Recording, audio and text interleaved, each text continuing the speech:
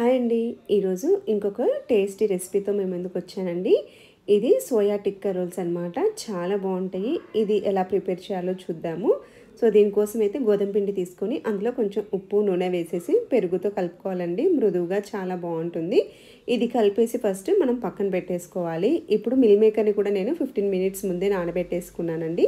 దాన్ని స్క్వీజ్ చేసేసి మనము మిక్సీ జార్లోకి మార్చేసుకొని ఒక చిన్న మీడియం సైజ్ ఆనియన్, అల్లము, వెల్లుల్లి, 2 పచ్చిమిర్చి చీలికలు, అలాగే కొత్తిమీర, కొంచెం పుదీనా పౌడర్ వేసేసుకొని స్మూత్గా బ్లెండ్ చేసేసుకోవాలి.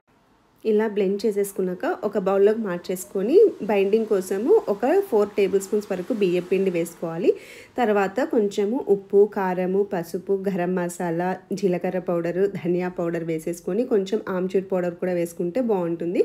సో ఇదంతా కూడా మనము మంచిగా మిక్స్ చేసేసుకోవాలి. ఇలా మిక్స్ చేసుకున్న తర్వాత వీటిని రౌండ్స్ లాగా చేసేసుకొని కట్లెట్స్ లాగా ప్రిపేర్ చేసేసుకోవాలి ఇప్పుడు చూపిస్తున్న విధంగా. సో ఇలా ప్రిపేర్ చేసుకున్న అన్నింటినీ కూడా మనము స్టవ్ మీద ఫస్ట్ ప్యాన్ పెట్టేసుకొని కొంచెం ఆయిల్ వేసేసుకొని ఇలా మనం ప్రిపేర్ చేసుకున్నవి అటు ఇటు ఫ్రై చేసుకోవాలి. సో అవి ఫ్రై అయ్యే లోపల ఇంకా పుదీనా సాస్ కోసము ఇందులోకి కొత్తిమీర, కొంచెం పుదీనా పౌడరు, అల్లము, వెల్లుల్లి, కొంచెం పెప్పర్ పౌడర్ వేసానండి. సాల్ట్, పెరుగు, అలాగే నిమ్మకాయ కూడా వేసేసి ఇలా స్మూత్గా బ్లెండ్ చేసేసుకొని ఇది పక్కన పెట్టుకోవాలి. ఈ లోపల ఇవి కూడా మనం కొంచెం లో టు మీడియం పెట్టుకొని ఫ్రై చేసుకుంటాం కాబట్టి సరిపోతుందనమాట. సో అన్నీ కూడా ప్రిపేర్ చేసుకొని పక్కన పెట్టేసుకోవాలి. సో ఈ లోపల అవన్నీ ప్రిపేర్ చేసుకునే లోపల ఎలాగో 15 to 20 మినిట్స్ టైం పడుతుంది కాబట్టి ఈ పిండి కూడా చక్కగా నానిపోతుందనమాట ఫస్టే కలుపుకుంటే. సో ఇలా మనము చపాతీస్ కానీ ప్రిపేర్ చేసుకుంటే మీకు నచ్చితే పరోటా అయినా చేసుకోవచ్చండి. సో రెగ్యులర్గా చపాతీస్ అవైలబుల్లో ఉంటాయి కాబట్టి ఇలా చపాతీ మీదైనా మనము ప్రిపేర్ చేసుకోవచ్చు.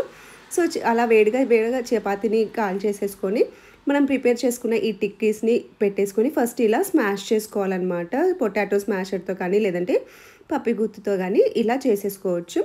తర్వాత దానిపైన కొన్ని ఆనియన్స్, టమాటాస్, క్యారెట్ ఇలా మీకు నచ్చినవి ఏదైనా వెజిటేబుల్ వేసేసుకోవచ్చు. కుకుంబర్ కూడా వేసుకోవచ్చు అండి, చాలా బాగుంటుంది.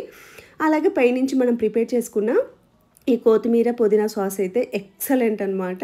సో అది కూడా వేసేసుకొని రోల్ చేసేసుకొని ఇలా ఏదైనా పేపర్లో పెట్టేసుకొని తింటే చాలా బాగుంటుందండి. లంచ్ బాక్స్లో కూడా సూపర్గా ఉంటుంది.